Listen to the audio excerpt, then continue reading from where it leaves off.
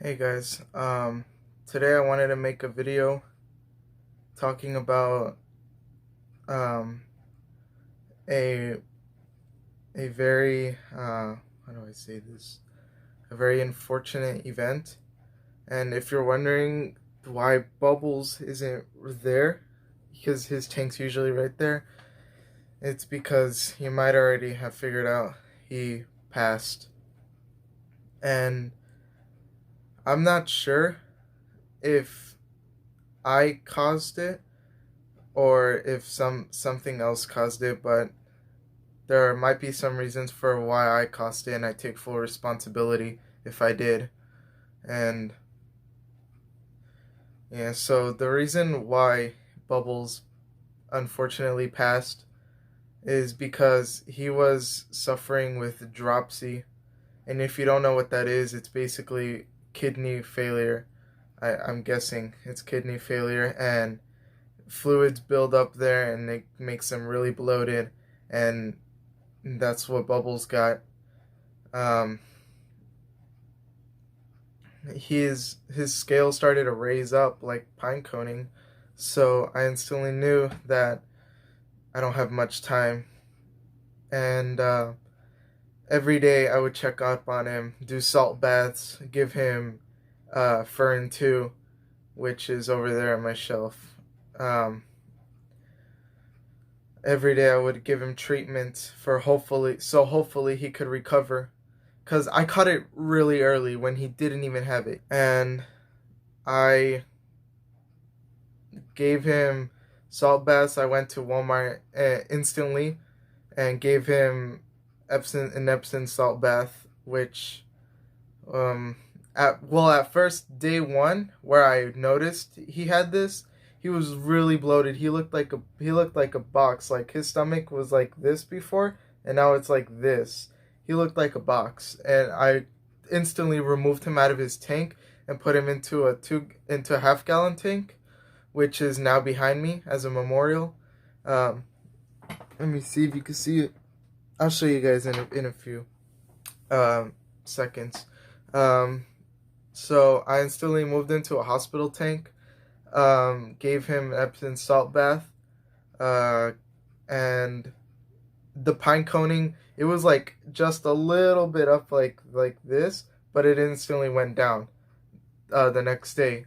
After that, every day I would give him Epsom salt baths, and I would keep his heater in his half-gallon tank, and I couldn't put a filter in there because I gave because the filter was too big for the half gallon, but I did give him what do you call those things? Um, I did give him 50% water changes every day. I would clean it and what's it called? Add new water in every day and keep his hospital clean and healthy for him. And a week went by, 2 weeks went by. I think pretty sure 3 weeks went by. His dropsy was getting worse and worse, and I knew by the third day of his dropsy being really bad, I knew I should just put him down. I should just euthanize him. I was looking at YouTube videos um, about euthanization on betta fish, and I didn't feel comfortable doing that. I didn't want to do that, so found it more I found it more comfortable to me personally to let him live out his last days. And I didn't know how to react. I didn't know how I was gonna respond to his death. So uh, one day, uh, fast forward 3 days, where his dropsy was so bad. Um, I was showering. I finished. I got out. I went into my room, and he was still in there. He was breathing so hard. He was in the bottom of his tank. I felt so bad for him. But as soon as I came in here, uh, I saw him, and he was so bloated. He tried to go up for air. That's the only time he would ever even move to go up for air. but this time I think he was trying to go up for air, but he couldn't, so he would just flip upside down, which is what happens when they're really bloated, which is swim bladder disease. He couldn't even keep his balance, and my sister, she came in the room while he was dying. He was just flipping upside down, upside up, and he started twitching, and we knew that those were his last breaths. We knew he was bound to die at that point, and he did. He eventually gave up. I um I didn't cry. Me and my sister were talking for like 4 minutes about what could have caused his dropsy, and that discussion made me think that it might have been because I overfed him or I didn't cycle his tank, which had poor water uh, conditions, and that made me believe that I wasn't ready for a beta fish.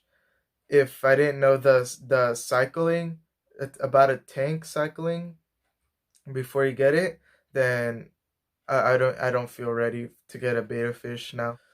Yeah, so Bubbles passed. He lasted from September 7th to February 7th to September uh 2nd. Um and Yeah, so now that Bubbles is gone, I made this. Look, I'd like to show you guys. It's like a little memorial for him. It's this. I'm gonna turn on the light. This this is his hospital tank where he was for the last week, 3 weeks of his life. Um, and yeah, that's his tag that he had.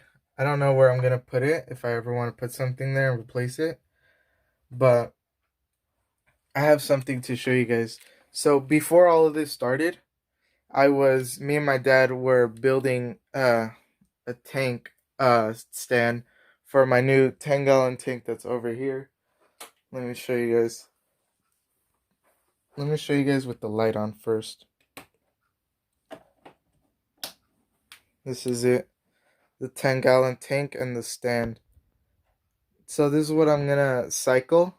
I'm gonna be cycling this, and that's all the stuff that Bubbles had, all his food, the vacuum, the air pump, and then down here is consists of gravel, toys, floating beta logs, and Fern 2. I know it's really dark, you can't see anything.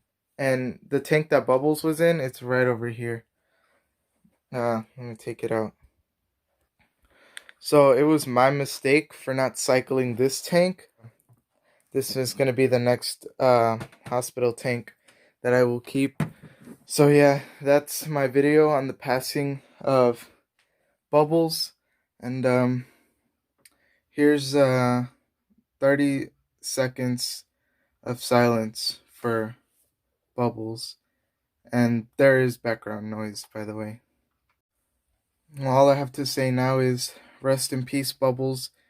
At least he's not suffering anymore, as my sister always says. Um, he's in a better place. I love you, Bubbles. Rest well, buddy. We kept each other entertained for about 7 months, and I don't know how old he was when I got him. I know he was an adult. He grew more as he was with me, so I'm not sure. Maybe he could have been a juvenile. I'm not really 100% sure, but yeah, he's in a better place right now. He's not suffering anymore. And as Dr. Seuss said, um, don't be sad that it's gone. Be happy that it happened. Alright, bye. Rest in peace, Bubbles.